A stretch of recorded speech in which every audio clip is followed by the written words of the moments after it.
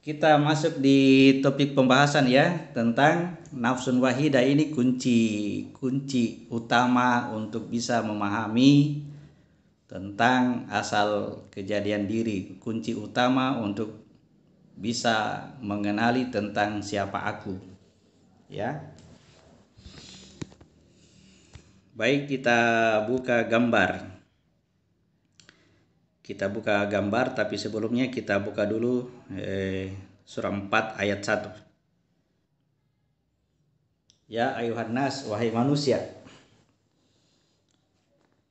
ittaqu rabbakumul ladzi khalaqakum min nafsin wahidah. Bertakwalah kepada Rabbmu yang menciptakan kamu dari nafsun wahidah, ya, nafsun wahidah. Dari nafsun wahidah berarti dari diri yang satu. Wa khalaqa minha zaujaha, di situ nafsun wahidah tadi. Wa batsa minhuma rijalan katsira wa nisa, lalu dibangkitkan dari keduanya, ya, dibangunkan, dikeluarkan dari keduanya laki-laki dan perempuan yang banyak. Ya. Wattaqullaha alladzi tasaaluna bihi wal arham, dan bertakwalah kepada Allah yang kamu saling meminta dengan menggunakan namanya, ya, dan berkasih sayang.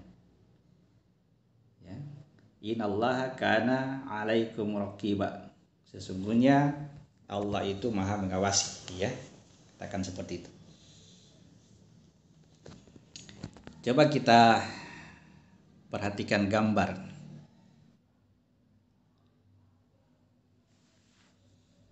Jadi perhatikan yang disebutkan dengan nafsun wahidah, ini yang saya tulis dengan gambar alif ini, ya.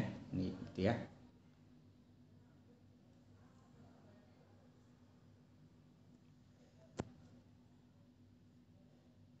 Itu yang disebut nafsun wahidah. Jadi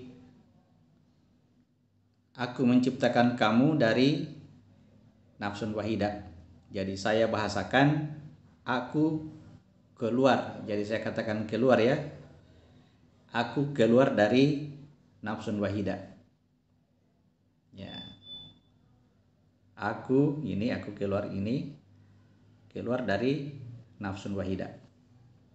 Setelah aku keluar, ya, baru kemudian dikatakan dari dirinya, dari nafsun wahidah diciptakan pasangan, ya. Diciptakan pasangan dari dirinya. Nah, setelah itu dari keduanya, dalam hal ini adalah nafsun wahidah dan pasangannya, diciptakanlah laki-laki dan perempuan yang banyak. Jadi kata laki-laki dan perempuan yang banyak, ya, saya sebutkan semua yang berpasangan. Semua yang berpasangan. Ya. Lalu kemudian di antara semua yang berpasangan ini ada sepasang laki-laki dan perempuan yang merupakan ibu dan bapak kita, ya. Nah, ibu dan bapak inilah yang tugasnya membuat jasad, karena penciptaan jasad ini yang berasal dari tanah itu harus melalui prosesnya ibu dan bapak. Yang pertama dari tanah itu adalah saripati, sulalatin mintin, summa ja'alnahu nutfah, ya. Dari nutfah kemudian menjadi alaqah, dari alaqah menjadi mudghah, dari mudghah menjadi idhaman, dari idhaman menjadi lahman, dibungkus daging, kemudian khalqan akhar, 7 tingkatan penciptaan jasad yang melalui proses dari ibu dan bapak. Jadi perhatikan antara aku dan jasadku itu, aku tercipta dari nafsun wahidah. Jadi awal mulanya berasal dari nafsun wahidah, sedangkan jasad ya juga berasal dari nafsun wahidah tetapi melalui jalur yang berpasangan. Ya.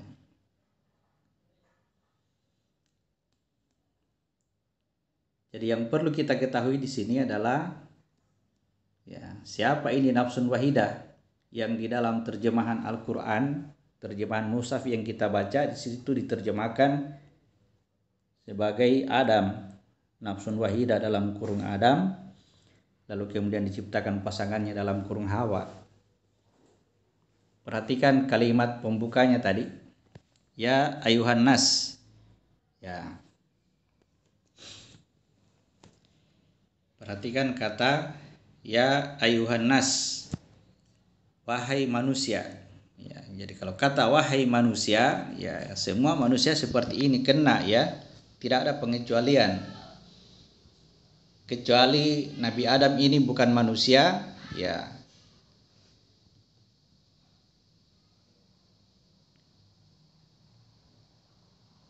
Tetapi semua yang namanya manusia pasti tercipta dari nafsun wahidah, termasuk Nabi Adam, ya, termasuk Adam.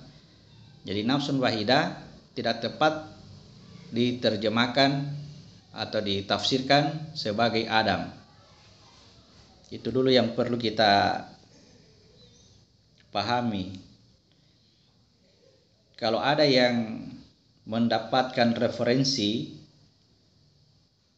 apakah itu dari hadis atau dari kitab-kitab para ulama terdahulu yang menafsirkan bahwa nafsun wahidah itu Adam, ya saya bisa paham, saya bisa mengerti bahwa yang dimaksudkan dengan tafsiran Adam di situ menunjukkan bahwa ya nafsun wahidah diceritakan melalui kisahnya Nabi Adam. Nah, itu saya bisa paham, saya bisa mengerti.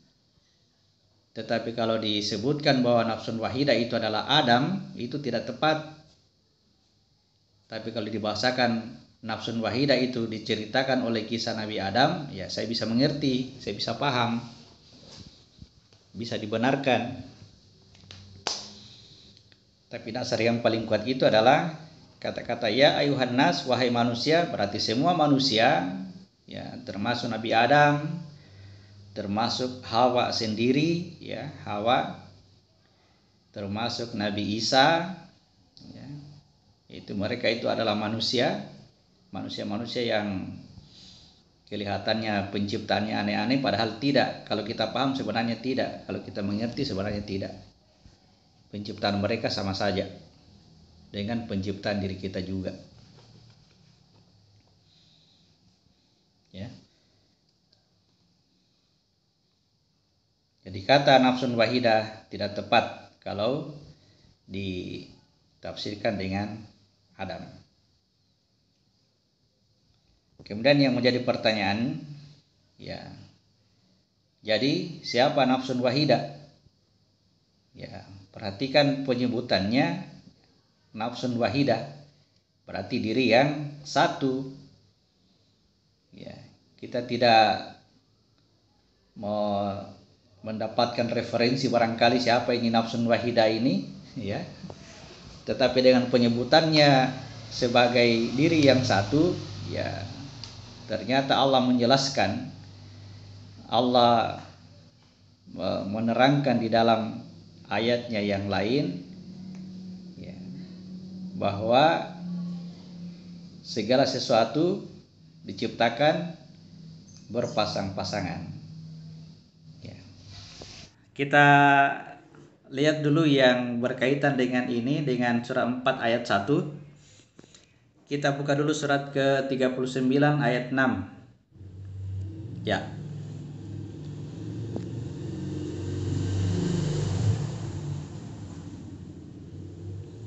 Perhatikan di situ, khalaqakum min nafsin wahidah summa ja'ala minha zawjaha.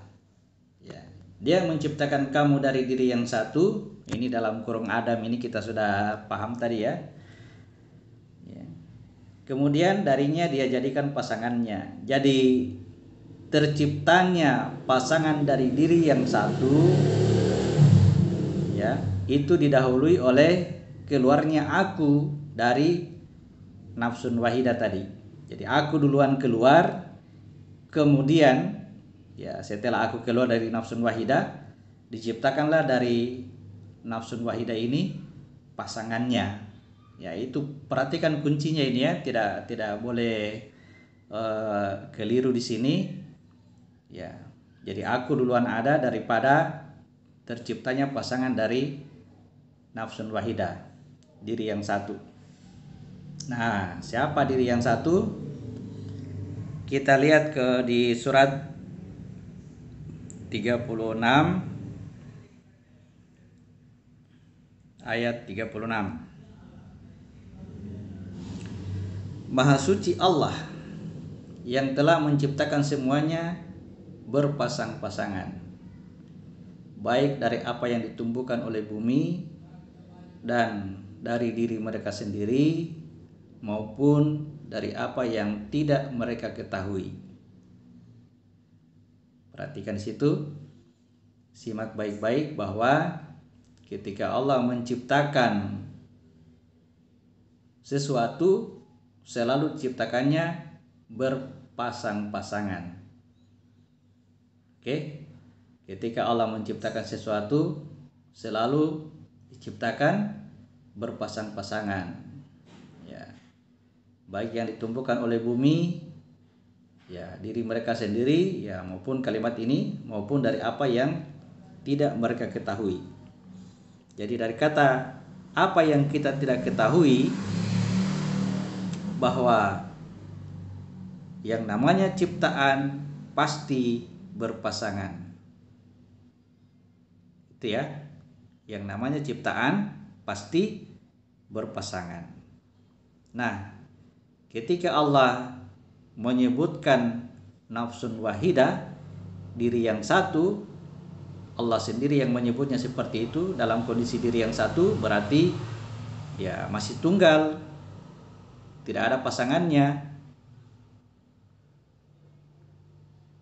Ya kan? Ketika dia masih tunggal, tidak ada pasangannya, maka tidak dapat disebut sebagai ciptaan. Tidak bisa disebut sebagai ciptaan, tidak boleh disebut sebagai ciptaan karena tunggal, nafsun wahidah, tunggal. Nah, dalam kondisi itulah tunggal itu, nafsun wahidah itu yang bukan ciptaan, dari situlah pertama-tama aku keluar. Jadi aku keluar dari nafsun wahidah ketika dia masih tunggal, ketika dia bukan merupakan ciptaan. Nanti setelah aku keluar dari nafsun wahidah, lalu kemudian dari nafsun wahidah diciptakan pasangannya, maka nafsun wahidah tadi menjadi berpasangan. Kalau sudah berpasangan, maka termasuklah dia sebagai ciptaan. Bisa dipahami? Lagi? Ya. Dari diri yang satu keluar aku, ini ya, keluar dulu aku, lalu kemudian dari diri yang satu diciptakan pasangan sehingga diri yang satu menjadi berpasangan. Ya, kalau dia sudah berpasangan, maka tidak dapat lagi disebut sebagai bukan ciptaan, tetapi dia sudah termasuk ciptaan. Nah, sekarang pertanyaannya, ketika dia masih tunggal, ya, bukan ciptaan. Pertanyaannya, apakah dia Tuhan? Gitu ya. Kan namanya bukan ciptaan. Ya. Apakah dia Tuhan? Ya. Kalaupun dia Tuhan, saya katakan begitu bahasanya barangkali ya.